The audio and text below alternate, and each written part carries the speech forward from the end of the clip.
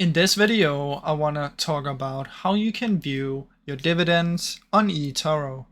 Now this is actually pretty simple guys, but it's kind of hidden. So let me just show you how you can do this.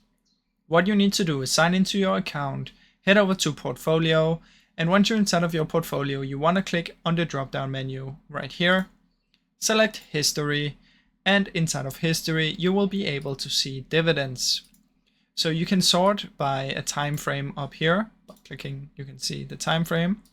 And there will also be some filter tools. If you click on, where is it? Right here, customize. Yeah, you'll be able to filter it in here. But what you want to do is just look for dividends right here. And as you can see, I haven't gotten any dividends, but you will be able to check all of your dividends from in here. So this is the way that you can do this, guys. I really hope you enjoyed this short video. If you did, please leave a like and subscribe, as it helps me out a ton. Thank you so much for watching.